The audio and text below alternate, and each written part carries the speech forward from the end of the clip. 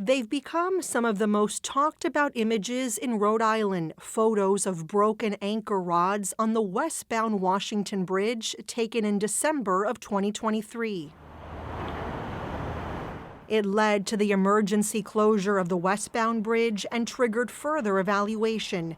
Its traffic was offloaded onto the newer eastbound bridge. A report by engineering consultants delivered 3 months after the shutdown found a laundry list of deficiencies. The next day, Governor Dan McKee announced the bridge needed to be demolished and rebuilt. We will now move forward with the replacement of this bridge in the safest and most expedient way possible. Many of the problems with the bridge relate to what's called the post-tensioning system. Steel cables called tendons run through ducts in concrete. The cables kind of act like a rubber band that squeezes the concrete and keeps it in place. David Latanzi is an associate professor at George Mason University. He's a former bridge engineer and inspector. One issue, he says, is that many important components of this kind of bridge are buried in concrete. You're trying to look inside these ducts to see what is going on, but visually we can't inspect them. And so we need to use other technologies to verify that we've got a good seal or whether or not there's water inside. And this has been a long-standing problem for those kinds of components. The bridge opened to traffic in the late 1960s, and while its closure was a shock to Rhode Islanders, corrosion in post-tension tendons is not a new issue in the world of bridge engineering. It's a problem that's been known for decades. These post-tension ducts, and especially at this era, became something that engineers across the country have dealt with. It was just really hard at that time because you could create an air gap in the duct and you can't see it. Back in 1999, a bridge in the Florida Keys was found to have a post-tension tendon failure caused by corrosion. The tendon went on to be replaced. Other bridges in Florida, as well as Pennsylvania, Virginia, Minnesota, Indiana, South Carolina, have also had these kinds of problems, according to a report by the Federal Highway Administration. And now we can add Rhode Island to the list. If anything happens to that post-tensioning cable or rod, that in terms of fracture or corrosion, that you can have a very sudden failure. Andrew Smith is a professor of civil engineering and engineering mechanics at Columbia University. You can also have just weakening if there's cracks or other deterioration or the grout that's holding the post-tensioning cable. It just allows a sort of relaxation, and then you run the risk of a sort of sudden catastrophic failure. We asked RIDOT, the Rhode Island Department of Transportation, for an interview with Director Peter Alviti. A spokesman declined our requests, citing the ongoing lawsuit the state filed against 13 companies that did work related to the bridge. When we followed up and asked RIDOT if the department was aware of tendon failures in post-tensioned bridges across the country, a spokesman again declined to answer because of the litigation. According to the state's lawsuit, engineering firms failed to identify red flags that compromise the structural safety and integrity of the bridge. Attorneys representing Rhode Island also say issues with the post-tensioning system were first brought to the state's attention back in 1992, which included concerns about corrosion from moisture and salt exposure.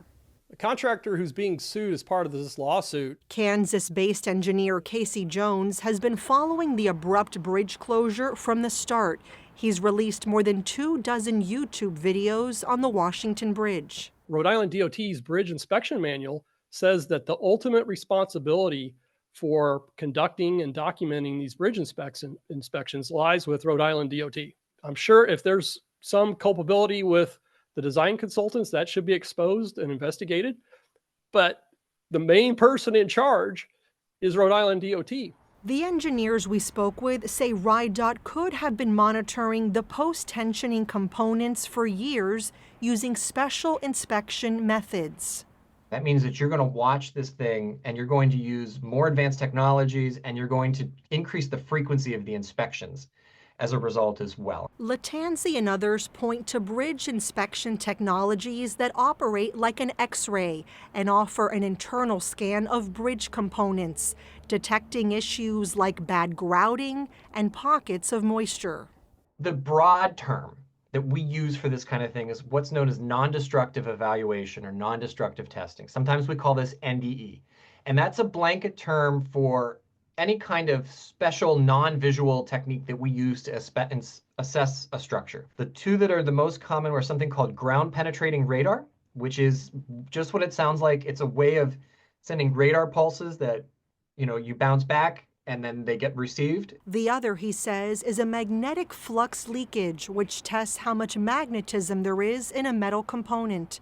And there are other non-destructive testing techniques that could have been used.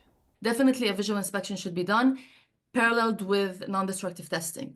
Dana Tawil is a structural engineer and is studying corrosion in concrete bridges as a PhD student at the University of Ottawa. When should a Department of Transportation start to use some of these techniques, specifically non-destructive evaluation? Once there are signs of damage, for example, cracks, spalling, so that's when the concrete, pieces fall off. It's an alarm that's, it's telling us, okay, the next step should be done, which is the non-destructive tests. We asked RIDOT if the department had used any non-destructive evaluation techniques to inspect for corrosion in the post-tensioning system prior to the bridge's emergency closure. A RIDOT spokesman said the department could not answer that, citing the ongoing lawsuit. We also asked RIDOT for a list of special inspections done on the bridge since 2014. None of the reports they shared included NDE techniques. Tawil and other engineers say photos from the inspections RIDOT did complete illustrate how the bridge could have benefited from a non-destructive evaluation. When you have this much damage in the structural elements or components around the tendons, I would definitely move forward to do some non-destructive evaluation of the tendons. Professor Andrew Bechtel is the chair of the Department of Civil Engineering at the College of New Jersey. We showed him these photos taken during a 2016 inspection. He was struck by the amount of corrosion on the beam and the area behind it. Water will destroy every civil engineering creation that there is. We drain the bridge to the abutments. So keeping them clear and controlling the water will ultimately control the corrosion of the abutments. The basic issue here is that people weren't putting eyes on certain aspects of the bridge on inspection after inspection, and that should be the reason for that should be addressed. According to the Federal Highway Administration, it's ultimately up to bridge owners, in this case RIDOT, to decide what type of special inspection it conducts. But again, RIDOT won't say if it did the kind of inspections that could have flagged issues with the post-tensioning system sooner. If the Rhode Island DOT had found out about these issues earlier, could anything have been done to solve the problem? One of the problems with this type of component is that it is extremely hard to repair. They could have done things that would have provided an extra 10 years, 20 years. And what that would have actually done is allowed them to do better capital allocation and better planning for a new bridge replacement. After the bridge was shut down, engineers conducted a non-destructive evaluation to assess the post-tensioning tendons. They found some of the tendons had corroded significantly.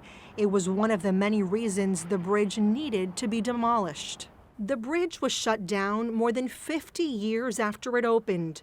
When we asked RIDOT about the life expectancy of the bridge, a spokesman once again said the department could not answer that because of the lawsuit. RIDOT had already spent $34.5 million rehabilitating the bridge since October of 2021, a project that was expected to cost a total of $78 million. It's raised questions about whether repairing an old bridge was a wise use of taxpayer money. Foresight would have had me say, do you know what? This is going to cost us too much money in the long term. We need to replace it before it becomes an issue. Ultimately, Lattanzi says Rhode Island is extraordinarily lucky that an engineer spotted the broken anchor rods nearly a year and a half ago.